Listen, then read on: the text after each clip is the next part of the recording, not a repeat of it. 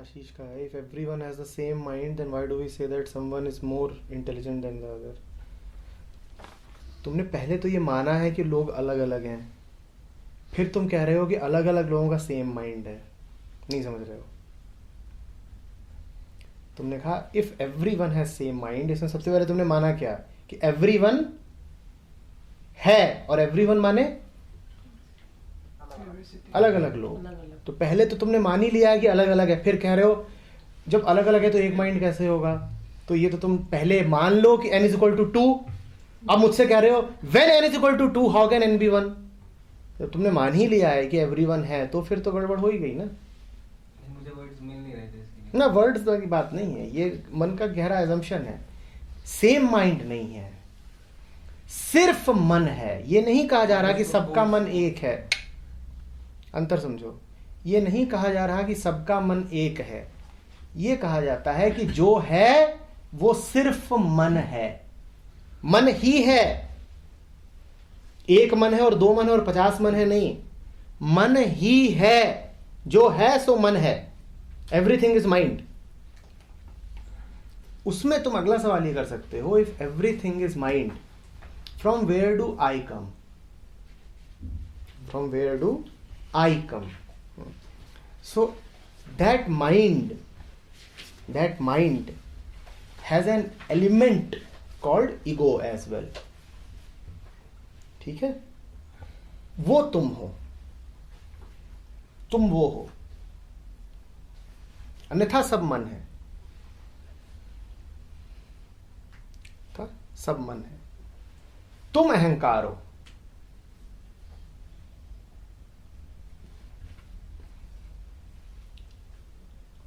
और जो जब अहंकार होकर के देखते हो तो सब अलग अलग दिखाई देगा।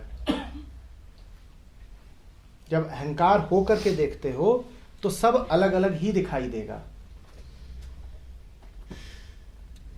जब अहंकार होकर देखते हो तो एवरीवन तुम्हें बोलना ही पड़ेगा, तब तुम्हें एवरीवन बोलना ही पड़ेगा।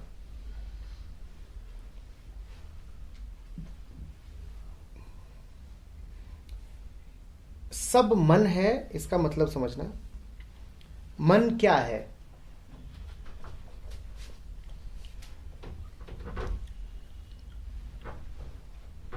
मन प्रोसेसेस का नाम है। मन प्रोसेसेस का नाम है। कभी भी कोई भी प्रोसेस इंडिपेंडेंट नहीं होता। कभी भी कोई भी प्रोसेस अपने आप में आइसोलेटेड नहीं होता। सब कुछ किसी दूसरे से जुड़ा होता है।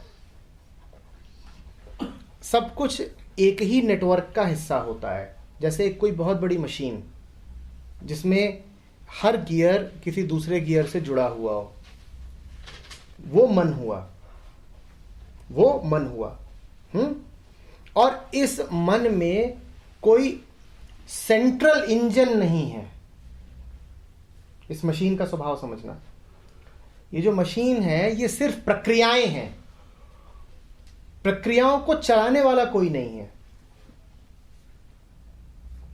इसी मशीन में एक चीज है अहम वृत्ति। वो अहम वृत्ति जिस जिस पुर्जे में जाती है वो पुर्जा अपने आप को मशीन का सेंटर समझने लग जाता है। पर वो पुर्जा न भी हो तो अपने आप में एक मशीन है पूरी। वो अहम वृत्ति न भी हो तो भी अपने आप में एक मशीन है पूरी जो चल रही है। इनफाइनाइट मशीन है जो चल रही है। मशीन चल रही है, ये बात पुर्जा होकर के ही जानी जा सकती है। तो इसीलिए उस मशीन को जानने के लिए भी कि मशीन है, ये कह पाने के लिए भी ईगो बड़ी जरूरी है, अन्यथा कह नहीं पाओगे। एग्जाम्पल समझ में आ रहा है? एक ह्यूज सिस्टम है जो चल रहा है, ह्यूज सिस्टम, और उस सिस्टम का कोई सेंट्रल इंजन नहीं है। एक ह्यूज सिस्टम है जो बस चले जा रहा है from nowhere. It's just operating. It's a network of processes. और उस सिस्टम के कुछ पुर्जों को भ्रम हो जाता है कि हम इस सिस्टम के सेंटर पे बैठे हैं। इसी भ्रम का नाम ईगो है।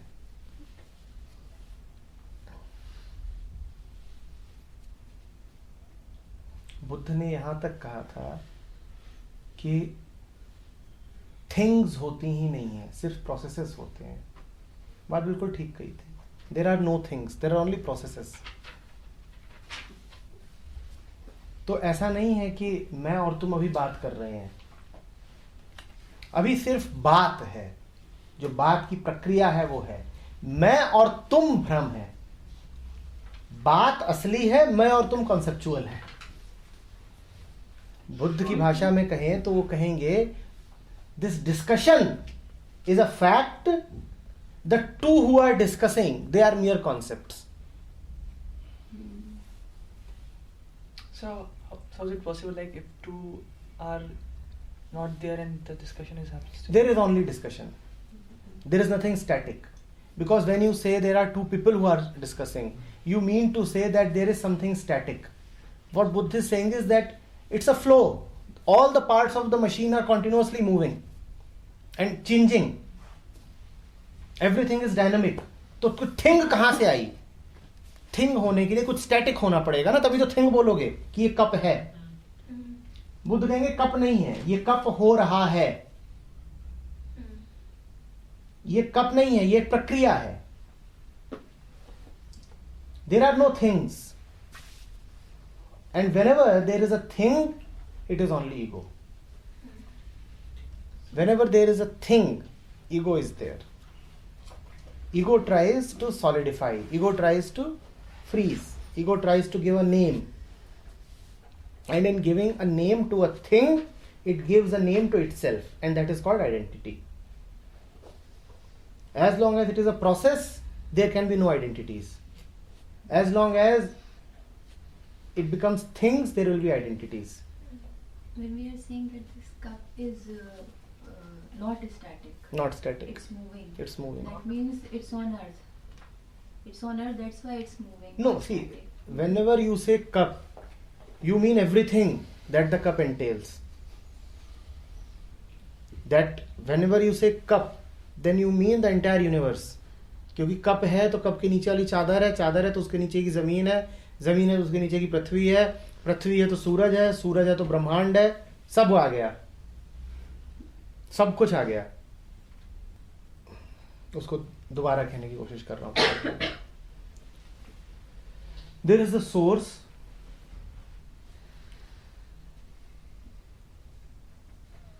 which is timeless, which is spaceless. Then there is a manifestation. And then से मतलब ये नहीं कि टाइम बीता, मैं सिर्फ दो इमेजेस सामने रख रहा हूँ। And then there is manifestation. In manifestation there is space.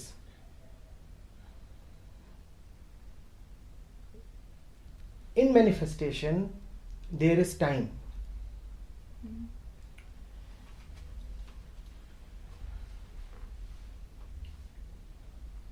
These are flows. These are not things. These are flows. दुनिया जैसी भी दिख रही है वो चूंकि लगातार समय में है तो वो एक फ्लो है, वो एक कॉन्टिन्यूअस फ्लो है। Time is a flow, and because time is space, so space too is a flow.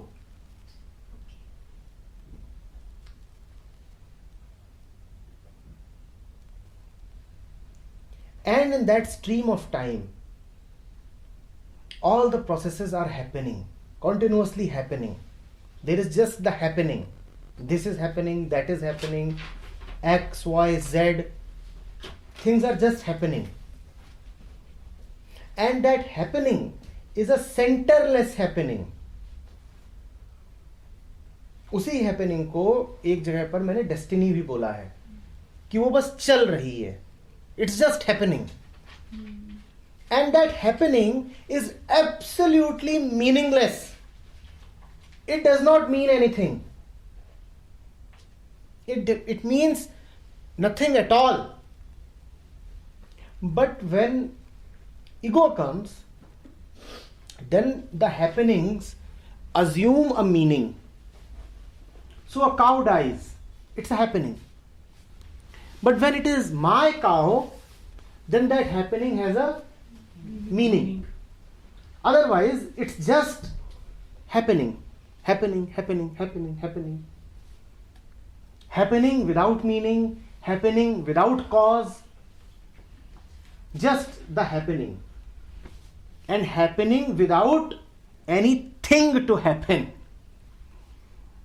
So there is no cow actually, but the dying has happened. It's a good question. If there is no cow, what has died? But then that is the fact. Dying is a fact, cow is a concept.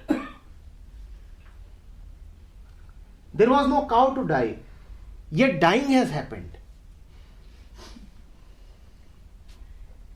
मैं तो वो discussion वाले पे अटका हुआ है कि वो उसका तब एग्जांपल आया था. So discussion is happening but the two people is a concept that means yes.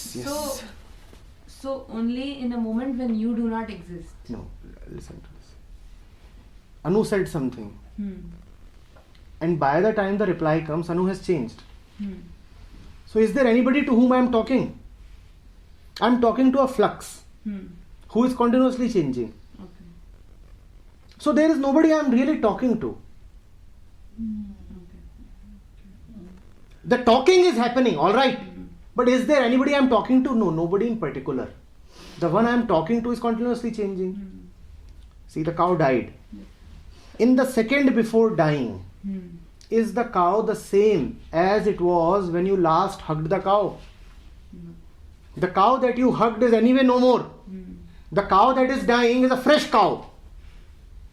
Absolutely fresh cow.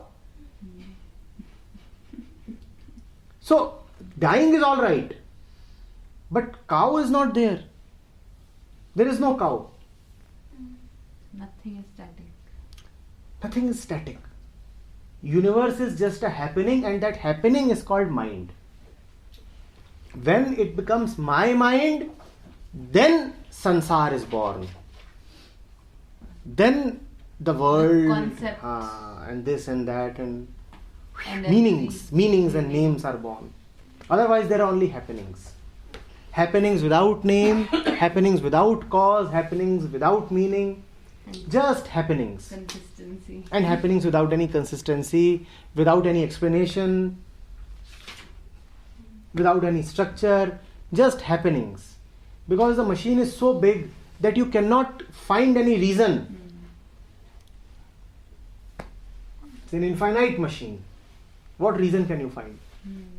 They are just happenings. Sir आप इसे बोले थे dying is happening. What is dying? Process. Now there is ego. Okay. One ego is asking what is the other? No, not that way. Because we have already given a name to the happening. The name is dying. Okay. So now to understand dying will become very difficult. The moment you call dying as dying, you have closed the doors to understand dying. Just call it happening. Give it a generic name. Happening. Dying, happening. Birth, happening. Movement, happening. Food, happening. Happening. To call it dying, you have to believe that it was living first. Differences arise only with the coming of ego. Only with the coming of ego can you say that dying is different from anything else that is happening. जब तक ego नहीं है तब तक सिर्फ happening है. Undifferentiated happening अहम वृत्ति कहाँ से आती है. मतलब उस पुर्जे में यह बात आई कहाँ से? तुम ये क्यों नहीं पूछ रहे कि सारी हैपनिंग कहाँ से आती है? नहीं, अगर मैं मशीन को मान रहा हूँ कि मशीन है, तो ऐसे ही हम वृत्ति को ही मान लो कि है. तो हैपनिंग जब मैं कह रहा हूं तो उसका ये सोचिएगा कि गाड़ियां चल रही हैं, फसलें उग रही हैं. मैं अनडिफरेंशिएटेड हैपनिंग की बात कर रहा हूं. There is just undifferentiated flux, a continuous movement. In that movement, the moment there is the seed of the ego, the world becomes meaningful and alive. जब तक सिर्फ हैपनिंग है तब तक न लाइफ है न डेथ है. There is just that. So in a sense, ego makes the world come alive.